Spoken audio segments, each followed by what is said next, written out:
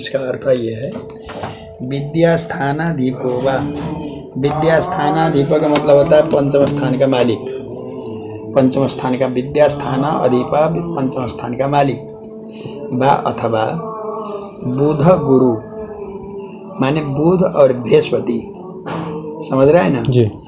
बुध और बृहस्पति सहित बुध सहित चेत्तिर के वर्तमान हो, वर्तमान माने जन्म काल के समय में यदि बुध गुरु के साथ में होकर तिरके माने तिरक स्थान में गया हो, समझ रहा है ना। विद्यास्थान विद्यास्थानाधिपो वा माने विद्यास्थान का मालिक, अथवा माने अथवा बुध बृहस्पति साथ में मिल करके यदि तिरके माने तिरक स्थान में गया हो, तिरक स्थान माने 6, 8, 12 में गया हो तो विद्याहीनो नर स्यात्, व्यक्ति विद्याहीन होता है। जन्म कुंडली में पंचम स्थान का स्वामी अथवा बुध बृहस्पति 6, 8, 12 में स्थान में हो तो व्यक्ति विद्याहीन होता है। अर्थात विद्याहीन होता है का अर्थ यह है कि उसको विद्या में प्रौढ़ता नहीं मिलेगी, सामान्यता रहेगी। प्रौढ़ता नहीं मिलेगी, प्रशस्त पढ़ नहीं पाएगा। ये अगर पढ़ भी जाएगा तो उससे फलीभूत नहीं होगा दो, अथवा पढ़ भी लेगा तो उस प्रकार की व्यवसाय वृद्धि जीविका का साधन नहीं बनाएगा। 3 तो विद्या का फायदा नहीं ले पाएगा। ये और इसका अर्थ ये है, समझ रहा है। विद्यास्थानाधिपो वा माने विद्यास्थान का मालिक वा अथवा बुध गुरु सहित चेत माने बुध और बृहस्पति के साथ में तिरके वर्तमान हो माने तिरका स्थान में यदि गया हो तो अर्थ कहने का अर्थ ये होता है पंचमेश अथवा बुध बृहस्पति तीनों मिल करके नहीं, एक पंचमेश 3, 8, 6, 8, 12 में गया तो अब भी विद्या नहीं होगी, अथवा बुध बृहस्पति 6, 8, 12 में मिल करके बैठते हैं तो नहीं होगी। केवल एक बृहस्पति अथवा एक बुध मात्र रहने से नहीं, बुध और बृहस्पति दोनों साथ हों। हाँ साथ में ही बोलता है ना, बुध गुरु सहित चेत बोला ना, बुध गुरु सहिता माने बुध और बृहस्पति युगल होकर के यदि 6, 8, 12 में हो तो वर्तमान माने होता है जन्म समय में तिरके माने तिरका स्थान में 6, 8, 12 में जाता है तो विद्याहीनो नर, व्यक्ति पढ़ नहीं पाएगा। अगर पढ़ ही लेगा तो उसका कार्य नहीं सफलता होगा, वाक्पटुता से हीन होगा, माने उसका उपयोग नहीं होगा, उसकी जीविका नहीं होगी। अथा उसके बाद दूसरा नंबर क्या है, नवम निज क्षेत्र केंद्रेषु तद्वान्। और अथ अनंतरम, ये अथ कहने के बाद दो एक वाक्य तो ये हो गया, पंचमेश यदि 6, 8, 12 में गया वो विद्या से हीन होगा, अथवा बुध बृहस्पति एक साथ होकर के 6, 8, 12 में गया हो तो विद्या से हीन होगा। अथ अनंतरम इसके बाद क्या होगा, नवम निज क्षेत्र केंद्रेषु बोलता है। नवम माने नवम स्थान का मालिक, निज क्षेत्र माने अपने घर में, समझ रहा है ना जी। तदा न विद्या अथ स नवम निज क्षेत्र केंद्रेषु स्यात् जातक तद्वान्। तद्वान् माने विद्यावान। और दूसरा बोलता है, यही लिखता है, यहाँ नीचे भी लिखा होगा कहीं, यदि अथ अनंतरम उसके बाद बोलता है नवम निज क्षेत्र केंद्रेषु तद्वान्। यदि नवम स्थान का मालिक नवमेश निज क्षेत्र माने नवमेश बलवान हो और केंद्र त्रिकोण में नवमेश गया हो, बलवान हो अथवा केंद्र त्रिकोण में नवमेश रहता हो तो तद्वान फिर विद्वान होगा, समझ रहा है ना। तद्वान वो विद्या का वान विद्वान होगा। यदि बृहस्पति पंचम क्षेत्र का स्वामी तिरका स्थान में गया विद्वान नहीं होगा। यदि बुध बृहस्पति 6, 8, 12 में गया हो तो बिल्कुल विद्वान नहीं होगा। लेकिन यदि नवम स्थान का स्वामी सुग्रीव होता हो अथवा केंद्र त्रिकोण में रहता है तो फिर विद्वान होगा, तद्वान विद्वान होगा, समझ रहे हो। तद्वान का अर्थ विद्वान, ये तद्वान का अर्थ विद्वान के लिए विद्वान। अतः नवम निज क्षेत्र केंद्रीय जातक तद्वान, तद्वान का यहाँ तद्वान का अन्वय में तो जीव कहते हुए लिखा, लेकिन ये तद्वान का अर्थ होता है फिर विद्या युक्त होता है, विद्वान हो जाएगा। अब तीसरा बोलता है बालत्वम वृद्धता वा यदि गगन सदाम जन्म काले तदा स्यात्।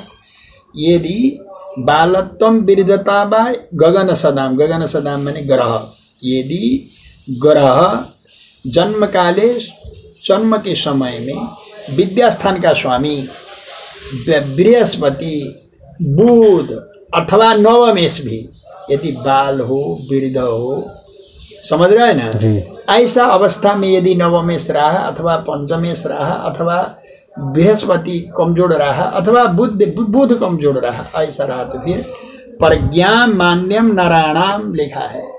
प्रज्ञा मान्य, प्रज्ञा माने बुद्धि, मान्यम का मतलब मंद, बुद्धि मंद का व्यक्ति हो जाएगा। तो विद्वान भी नहीं होगा अथवा यदि बकरी होकर के केंद्र, अब इसमें फलादेश करते समय दिमाग में ले आना होता है।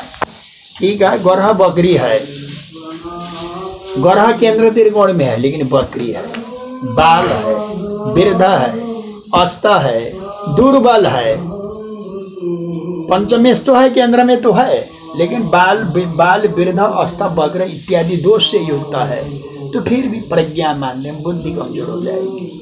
क्या समझ रहे हो? बड़ा ज्योतिष में बाल होया, वृद्ध हुआ, माने कहने का अर्थ ये हुआ कि भाई सामर्थ्य विहीन ग्रह हो गया।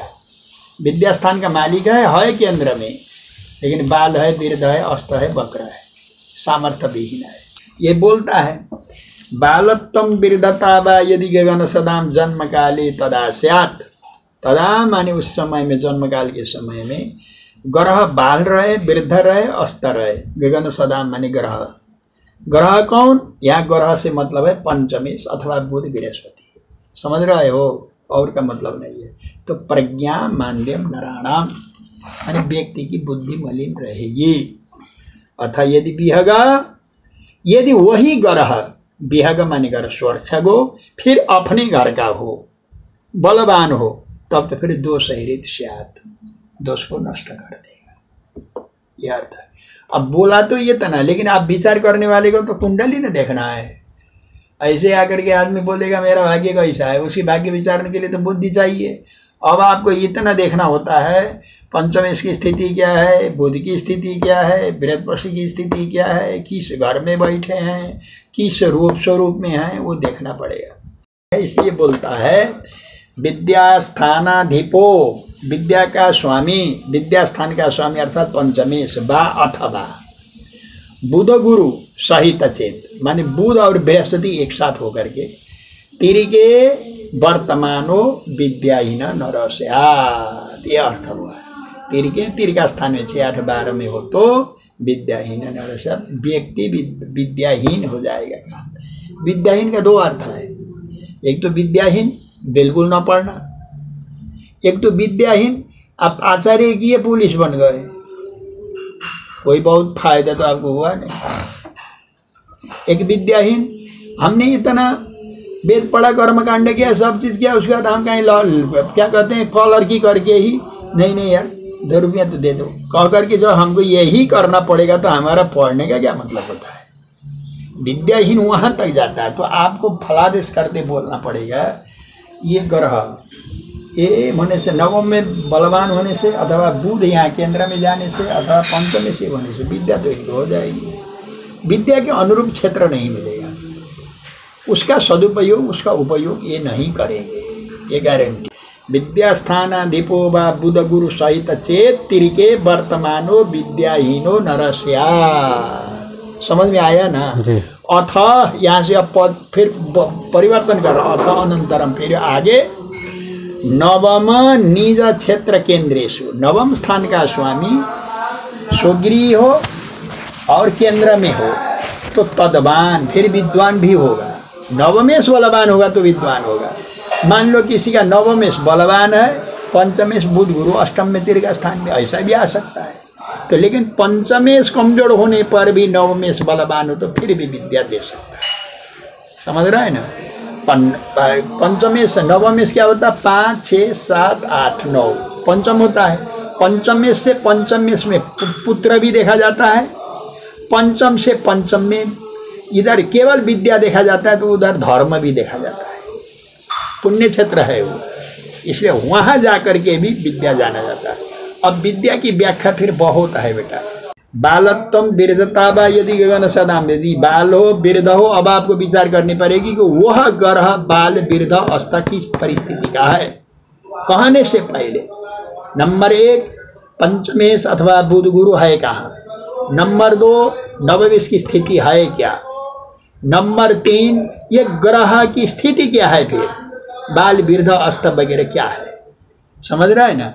जन्म काले तदा स्यात् प्रज्ञा मान्यम नारायण, प्रज्ञा मान्य होता है ज्ञान से अनुमान, प्रज्ञा मान्य मंद, मंद का अर्थ होता है माने अत्यंत सूक्ष्म कमजोर, उसकी बुद्धि कमजोर हो जाती है। तो नारायणम अथ यदि विहग, यदि स्वर्च्छगो दोष है रीता, स्वर्च्छगो का मतलब फिर अपने घर का, अपने घर का कौन, पंचमें स्वगृह हो, बुध स्वगृह हो, बृहस्पति स्वगृह हो, नवमें स्वगृह हो। फिर तो स्वगृह होने से जिसको हम मूर्ख कहते थे, वो स्वगृह होने पर उस ग्रह के बल पर उसकी दिशा में शिक्षा देगा।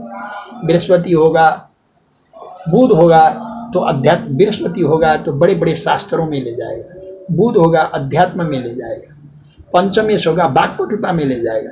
पढ़ना तो, पढ़ाई की कुशलता तो अंग्रेजी में भी तो है और भाषाभाषी में भी है, उसमें कुशलता दे देगा।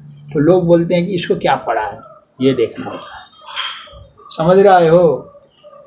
प्रज्ञामान्यम नारायणम अथ यदि विहग स्वर्क्षगो दोषैरिचा, यदि ये ग्रह यदि अपने घर का स्वर्क्षग माने होता है अपने राशि का हो तो दोषैरित स्यात्, जो क्या कहते हैं प्रज्ञा मान्य वाला दोष है, और अध्ययन रहित का, अनध्याय का जो दोष है वो दोष को नष्ट कर देगा।